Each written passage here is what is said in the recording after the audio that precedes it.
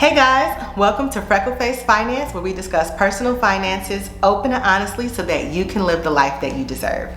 So if you're new here, my name is Lee and I am a first generation low income college graduate who was able to save $100K by the age of 30. So if you're interested in how I was able to do that, check this video here where I list out all of my tips, tricks, and advice on being able to save a lot of money in a short period amount of time. So if you're interested in that, check this video. So on this channel, we discuss personal finances and financial freedom in order to help you live your best life. And one of the greatest tools in order to help you reach financial freedom is investing. And from my last video, I realized there are a ton of people who want to invest but just kind of don't know where to start. So if you're interested in how to start your financial freedom journey in terms of investing, then just keep on watching. So just a disclaimer, I am not a financial advisor. I'm just a random girl that you found on YouTube who has a regular 9-to-5 job, but I have done a ton of research on investments and I applied these investment strategies to my own life and I'm just choosing to share them with you all. So just want to put that disclaimer out there and let's get to the rest of the video. So let's start with the absolute basics. What is a stock? So a stock is a tiny piece of ownership in a company. So if you purchase a stock, or AKA a share, then you have a tiny piece of ownership in that company. You're investing in that company, you have a small ownership in that company. So the larger amount of shares that you have, the more ownership that you have in a company. So the more stocks that you have in a company and the better performance that that company has, the more wealth that you are building for yourself. So now that I kind of discussed what a stock is, I also want to discuss what it is to have a good investment mindset. So when you go into this financial independence journey, financial freedom, building generational wealth, one great thing to keep in mind is that it is not going to happen overnight. So in order to reach financial freedom, financial independence, generational wealth, all that good stuff, it's going to take a great investment mindset. So you can't go into this financial independence journey, financial freedom journey thinking that you're going to get rich quick, because 9 out of 10 or 9.5 out of 10, it is not going to happen. So building that type of wealth takes consistency. It takes being able to make great sound investment decisions over a long period of time. So although there are instances where you can make quick money fast, this is not the type of investing that I'm going to be teaching you guys today. So this video is mainly going to be focused on consistent long-term investments over a long period of time. So if that sounds like something that you're interested in, then you're my peoples and you came to the right place. So if we're going to talk about investments, we definitely have to talk about interest.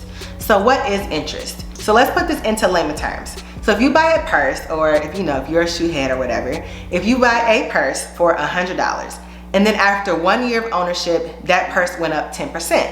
So now you can sell it for $110.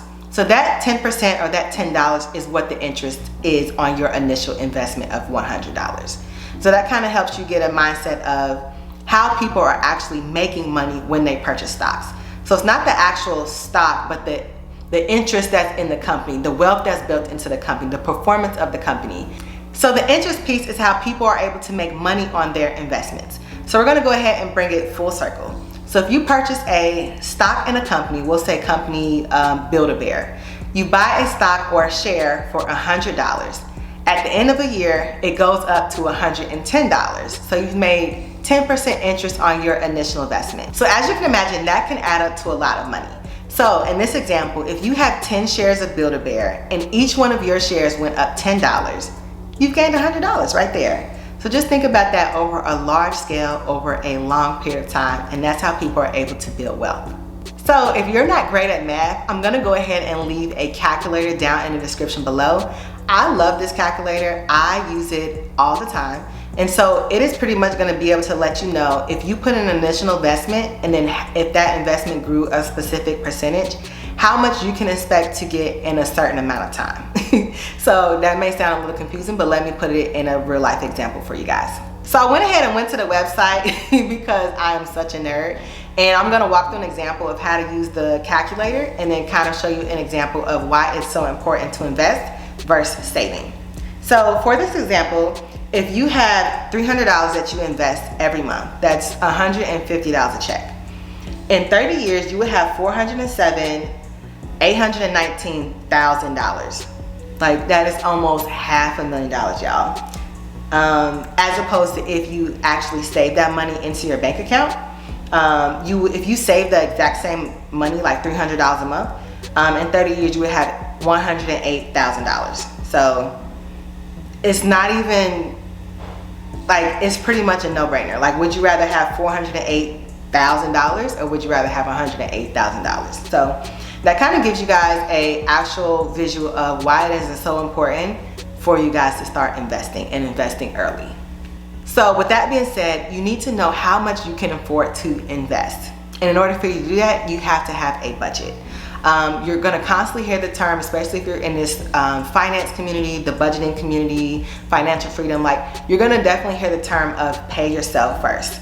And what that really means is that you're making a budget and you're making sure that your investments are included in that budget. So just as much as it is important for you to pay your rent or put gas in your car, it should also be equally important for you to pay yourself and put money into your investment account. In order for you to do that, you have to make a budget. If you guys are interested in how I budget, just leave me a comment down below. I can try to make a video on how I budget out, or like what my payday looks like, kind of like what I put my money into.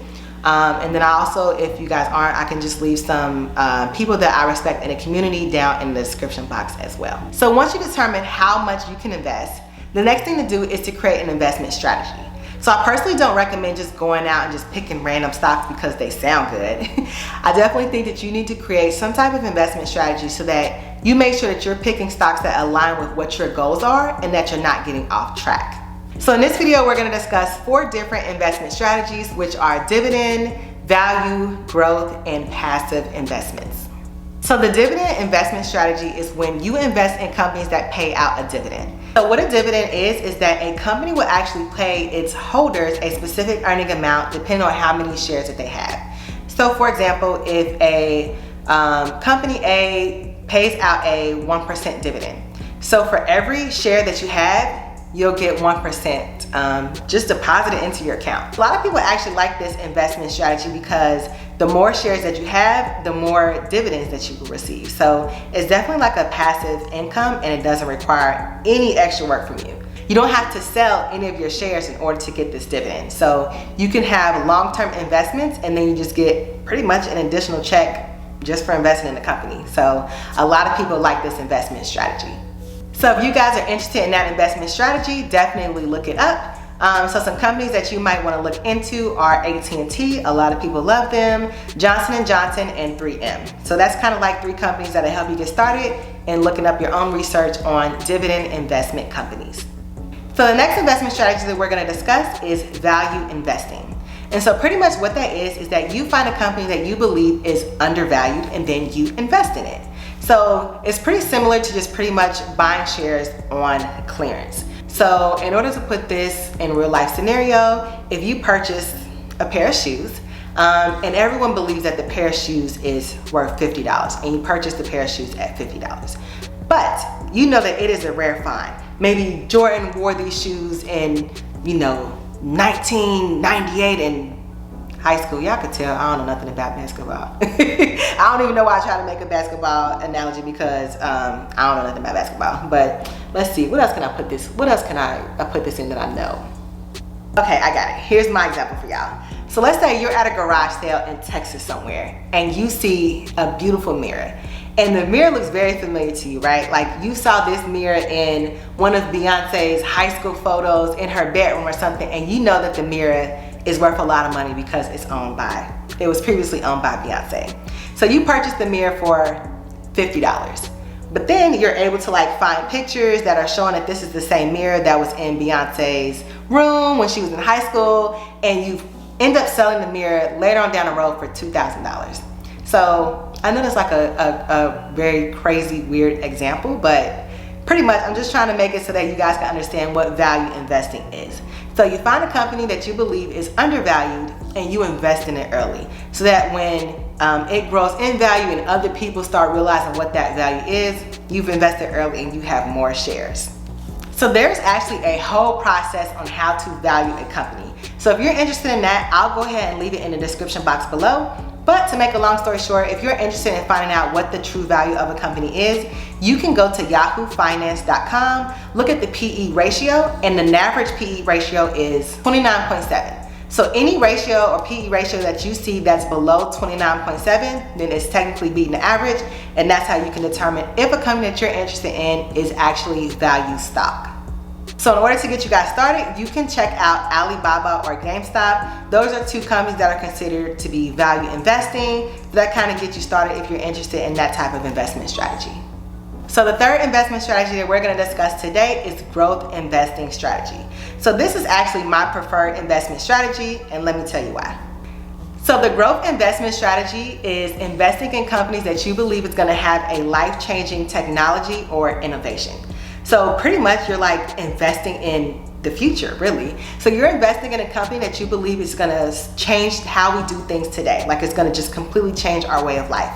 So with this type of investment strategy, you're thinking about like the electric vehicles, you're thinking about AI, blockchaining, like those are the type of companies that the growth investment strategy is.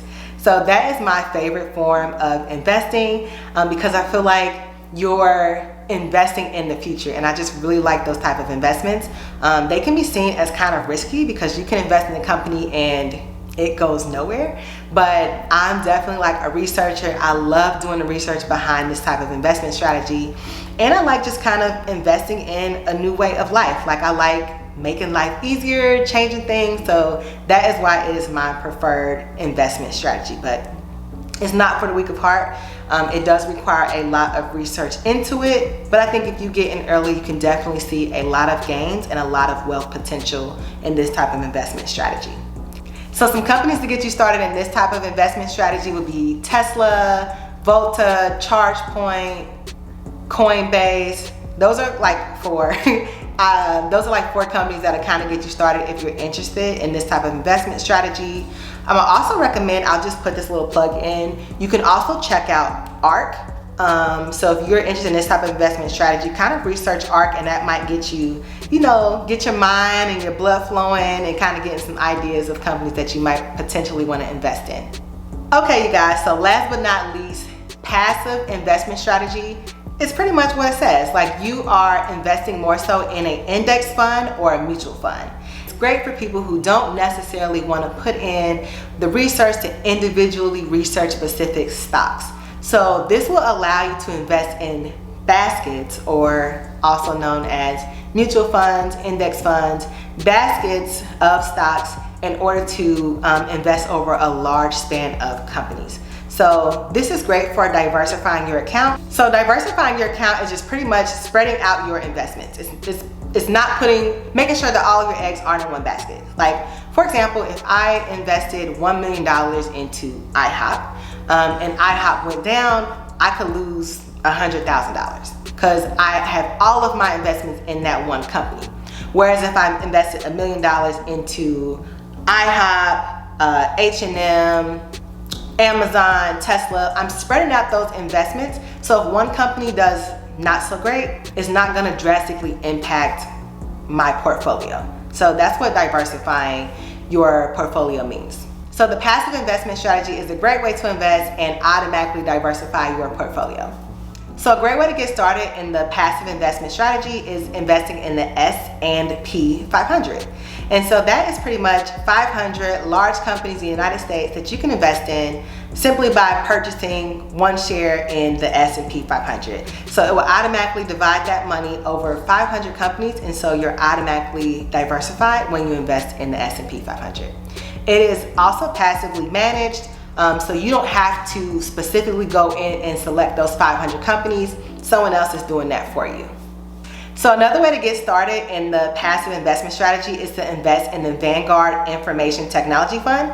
And that is 300 technology companies that they specifically pick for you. And so you don't have to do research on what those companies are. You can just purchase one share in that fund and you're automatically invested in 300 technology companies. So that is a great way to passively invest without doing too much work up front. So over a long period of time, you are going to see a significant return on your investment, and it doesn't take a lot of work on your behalf. So I would say the majority of people invest passively. Alright guys, so I think that pretty much wraps it up. We discussed what a stock is, what compound interest is, how to diversify your portfolio, different types of investment strategies, and now the only thing left to do is pretty much purchase your stock.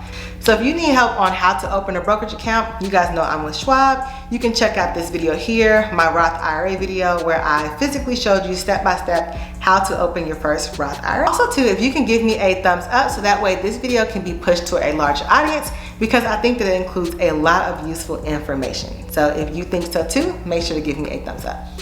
Alright guys, so I'm gonna go ahead and head out. If you have any questions, just make sure to leave me a comment down below. I look at pretty much all of my comments, so I'm definitely here to help you guys because I think that wealth should be attainable for everybody.